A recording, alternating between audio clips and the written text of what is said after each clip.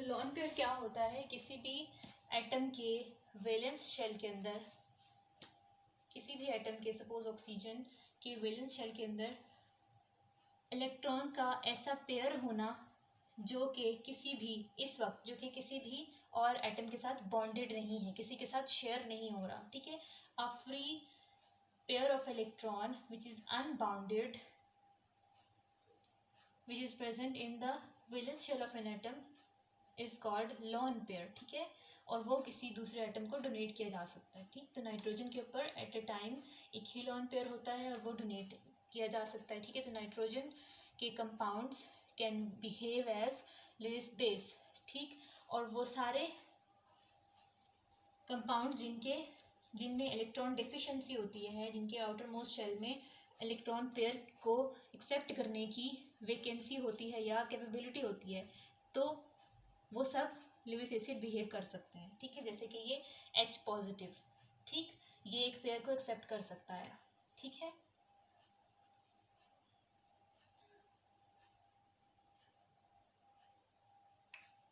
ठीक, और मैंने क्या बताया था? जी हाँ, एडप्ट। अब आपने याद रखना है लेविस कॉन्सेप्ट में, जब एक लेविस एसिड और लेविस बेस रिएक्ट करते हैं, they add to give a additional या एडिशन प्रोडक्ट, वो एक एडिशन प्रोडक्ट देते हैं। जो प्रोडक्ट होता है उसमें एसिड एंड बेस कंबाइन हो जाते हैं और उस एक सिंगल जो प्रोडक्ट होता है उसे हम कहते हैं एडप्ट, ठीक है। एडिशन प्रोडक्ट और एडप्ट, ठीक। अब हम देखेंगे क्राइटेरिया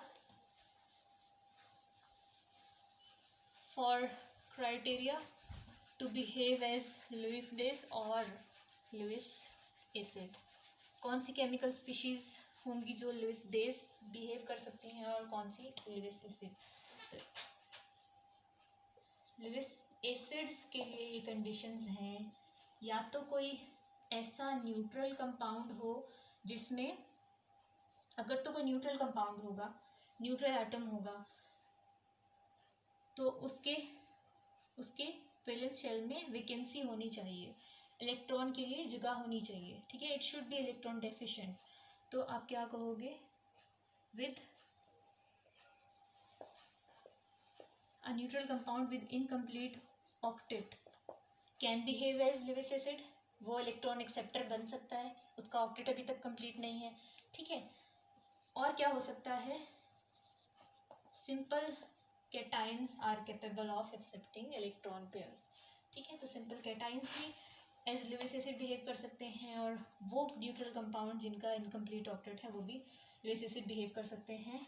इसकी एग्जांपल है BF3 यानी बोरोन के कंपाउंड्स। तो बोरोन जब 3 कोवेलेंट बॉन्ड्स बनाता है तो उसके पास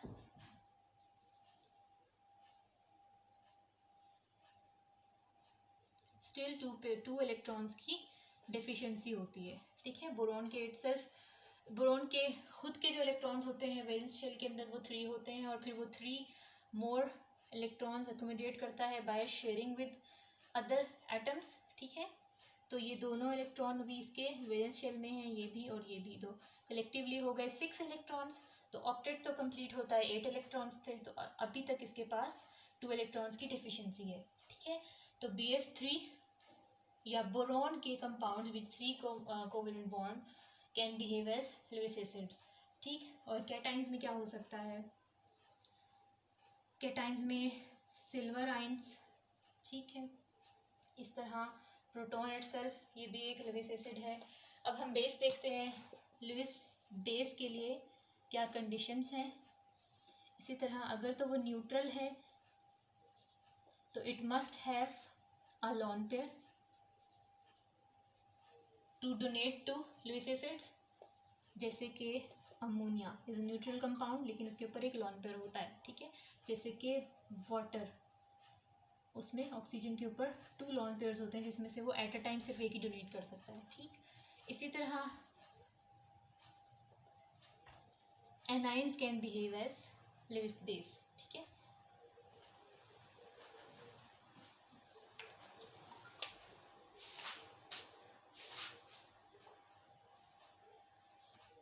ठीक, आज के लिए इतना ही है।